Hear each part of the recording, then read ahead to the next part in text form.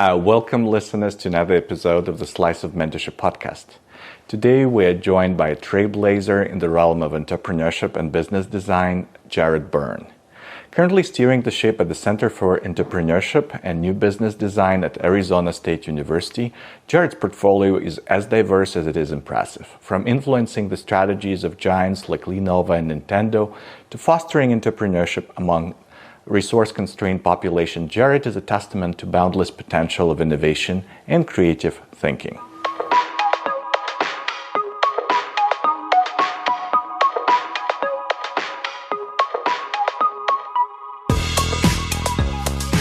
So I know that you've been to Israel recently. So what's the most significant takeaway from your trip? Yeah, I've done a bunch of travel recently, and Israel was amazing. I worked with I was a guest with the Israel Latin American Network, ILAN, an organization who's doing some really, really interesting things between Israel and building an international community around what's happening. And I think the biggest takeaway, other than the fact that the country is beautiful and it was exciting to visit and to see some of the history there, but I think the biggest takeaway is that the future is bright. There are brilliant people creating amazing solutions to some of our biggest challenges. And I think if we can create the environments in which individuals can thrive, then we're all going to benefit as the future is bright. So that's really the pressure as well, is how do we create the right environment for people to thrive? Could you share a specific example that kind of communicated this? Yeah, I mean, it was conversations and discussions that I had throughout the whole trip, throughout all our different meetings, from institutions, government, not exactly government, but government partnership organizations that are kind of arm's length from the government. And we talked about their incentives and what they do and how they incentivize. And while we were in that meeting, and there was a whole group of people in that meeting, people kept asking, what do you do to get these super innovative entrepreneurs? How do you create them? How do you tell them where to go? How do you direct them to the industries that they need to change and to the markets that they need to focus on? And they kept repeating. The host, the presenter kept repeating, we don't. Said, people are smart enough. They can figure that stuff out on their own. And they can talk to the market, and they can talk to the users, and they can talk to who they need to talk to. They just said, listen, what we do is we create the incentives. We give resources to fill the gaps. We find the gaps, whether it be financing, mentorship, or whatever it is. And we give those resources to fill it. And we let the people figure it out. Very, very bottom up. And it was inspiring because they kept getting pushed on this idea of how do you create it? And they kept saying, we don't create it. We just know how to support those people who can create the innovation. Do you see a difference from how it's done in Arizona? Well, in fairness, I see a difference with how it's done between different organizations. So different organizations within Israel obviously dealt with it differently and talked differently, and different universities dealt with it differently and had different approaches. And so, yeah, I think there's some novelty in what Israel is doing. Israel has a very unique context that isn't necessarily replicated anywhere else in the world. And Arizona has a very unique context that isn't necessarily replicated. I think there's danger when we try and replicate, when we try and say, hey, over there, they're doing that. Silicon Valley is a great example. They are doing what they're doing. And to try and replicate it exactly, it's difficult, if not impossible, anywhere else. So for sure, we have different contexts here, but there's definitely some things that we can do that are very similar. So to just conclude, Israel trip, another travel that you've done, what's one practical thing that you will implement or add to your work based on that group of insights? Oh, only one. That's a hard question to answer. I think there's a lot of things that we want to do and a lot of things that we want to figure out. Understanding the gaps is probably the biggest takeaway. that we want to understand our contextual gaps. I obviously work at Arizona State University, so ASU specifically, and focusing really, really deeply in understanding what are those gaps and how do we fill them, at the same time of not controlling and trying to control everybody who's participating. How can we create an ecosystem in which those gaps can easily be overcome? Thank you. So we've talked before, and I've kind of done a little bit of research on Arizona State University, and it appears at the top in terms of innovation, or the most innovative universities in the US, beating some like Ivy League schools on this particular metric. So how do you define innovation, and what allows the school to be so innovative? I think that's $1 million question. Listen, whenever you're talking rankings, it's really, really difficult because everybody has their own rankings. Everybody's got their own metrics. And so depending on who is ranking you number one in innovation, they're all going to have different metrics and different variables that they're identifying as the most important. So I am probably not the best person to speak on which ranking said what about whom. But what I can say about ASU and my time here in about heading on to 5 years now, I've been a student, I've been a staff. There is something about the culture of this university that makes it innovative. There is something about a system which is built on academic freedom, but also there's a level of humility in it. We don't know the answers, but we want to know the answers. And nobody's in control of that. Everybody can ask the same question. Everybody can ask different questions, and we can work and collaborate together. And the way it's been created from the top down has really created a very bottom-up system in which everybody can participate. And I've never been personally at an institution in any previous career, private, public, I've never been in an institution where everybody is encouraged to engage however they would like to, and using their skill sets that they're learning and developing and that they have, they're encouraged to engage. And what it does is it creates this environment of constant iteration, ideas, and development and novelty. And when you say they are encouraged to engage, what exactly does it look like in practical terms?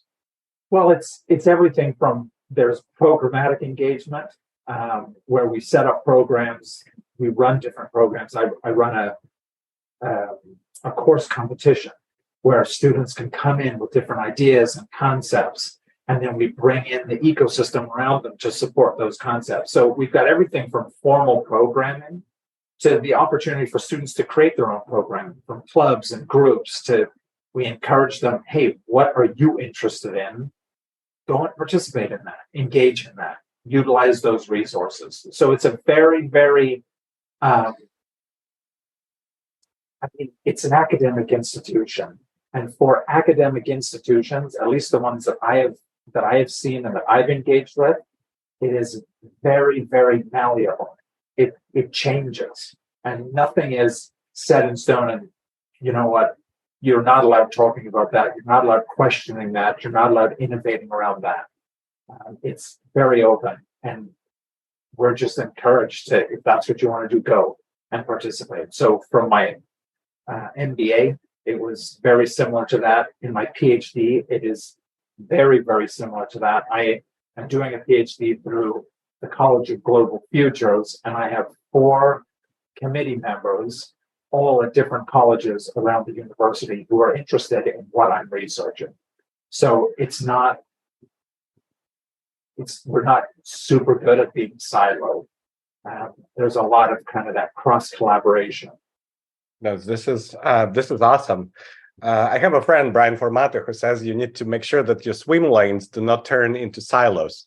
So could you talk a little bit about your swim lane, and how does innovation activities that you are involved in fit into the innovation at the university level? And you mentioned some of it, but yeah, picture? It's a great question, and it's interesting. I've sat in a lot of meetings and a lot of conferences, and people say we've got to break down silos, we've got to get rid of silos, and I'm not sure I buy into that concept explicitly. I do understand the concept behind it and what people are trying to say, and I do buy and I agree with that. But at the same time, we need people who have deep knowledge in specific areas. We need that deep knowledge. We need people who understand concepts at a much deeper level than just superficial. If we're going to be innovative and if we're going to create meaningful value, we need to understand deep knowledge, deep context. We need to understand very, very specific environments. And then we need to have an environment in which those people who have that deep knowledge and deep context, where they can communicate and where that knowledge is shared between entities.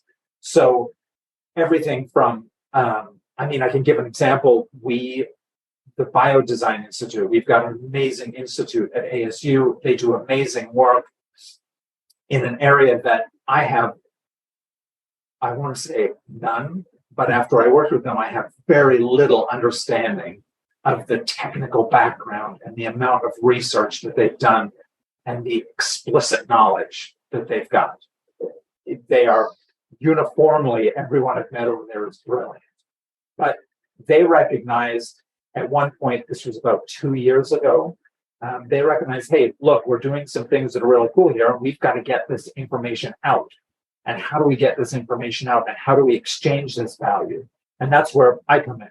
So I run the Center for Entrepreneurship and New Business Design. And my job is essentially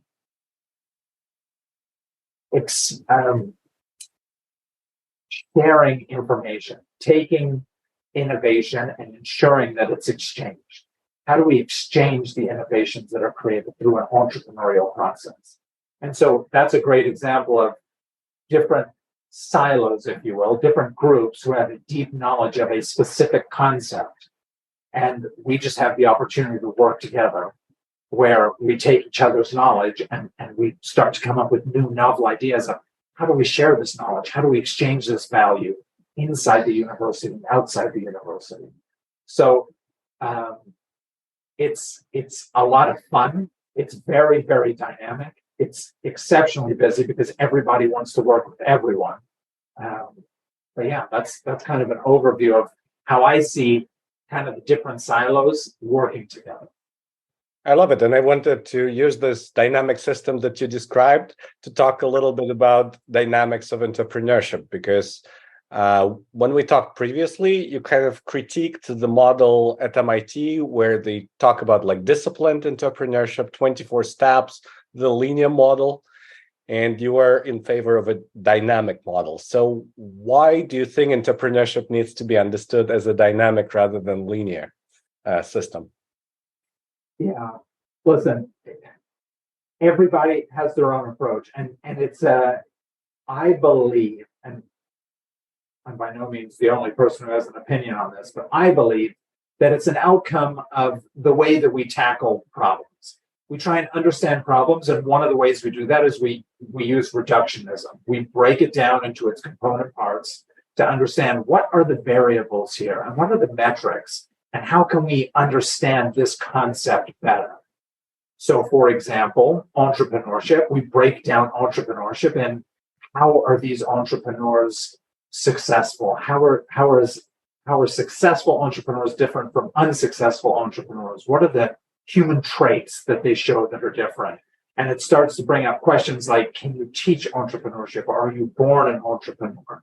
And so we start to break it down into these variables. One of the dangers with that is once we break it down into some of these component variables, we start to forget that a lot of the value comes through dynamic interaction. I have never met a successful entrepreneur that said that their process was linear.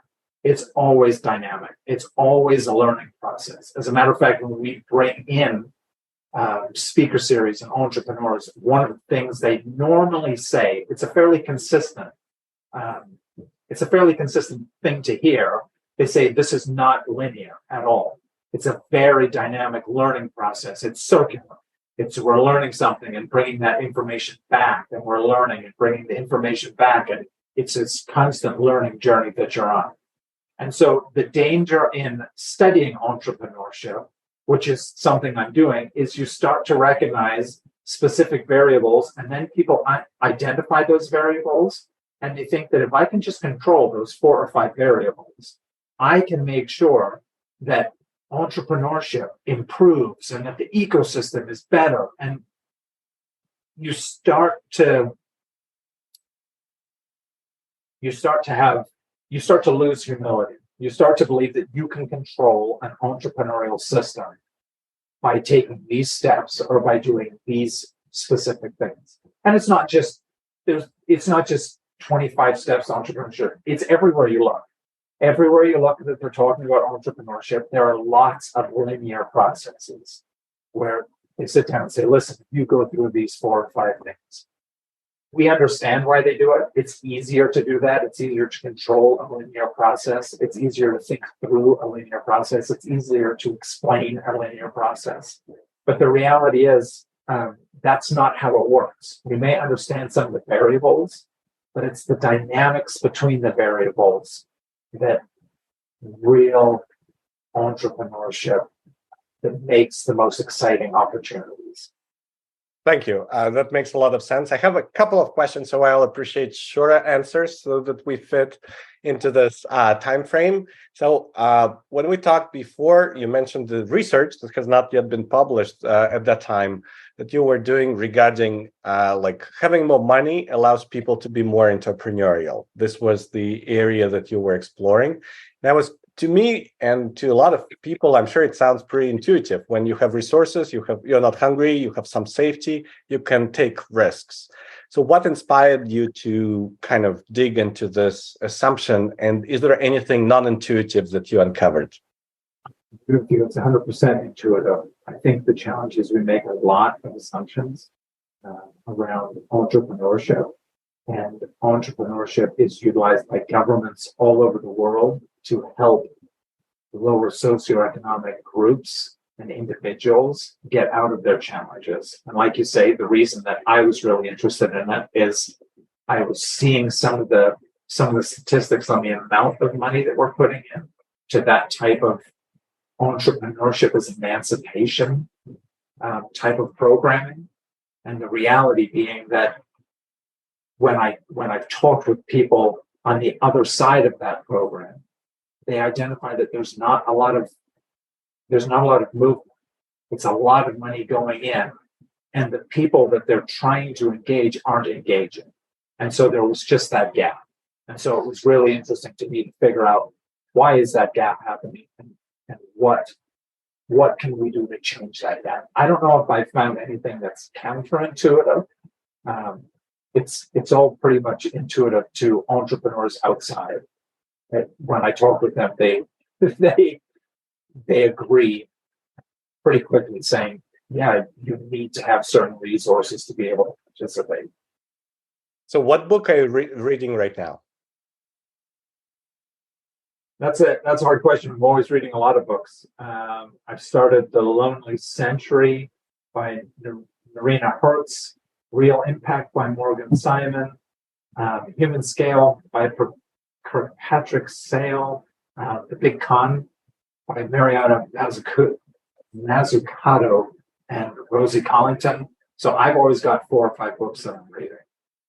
And my last question, what are you most excited about the next 6 months in terms of projects, initiatives that your center or you personally will be involved in? Yeah, I'm looking forward to working with the organization that we've been working with already and looking at different opportunities globally to connect our entrepreneurs to a global network. But it's part of the system of the university. I'm looking forward to the next month and a half when all our students start coming back and we start seeing some of these entrepreneurial projects picking up again. Very cool. Thank you so much, Jared. Appreciate your time and joining me on the Slice of Mentorship podcast today. All right. Thanks, Igor. And so we conclude another enlightening episode with our remarkable guest, Jared Byrne. His insights into the interplay of business design and entrepreneurship have given us a fresh perspective on transcending constraints and redefining possibilities. This is Igor Gorlatov, founder of Traction 5, reminding you that our platform offers a comprehensive solution for data-driven mentorship. It's our aim to revolutionize corporate innovation and startup growth, one mentorship experience at a time.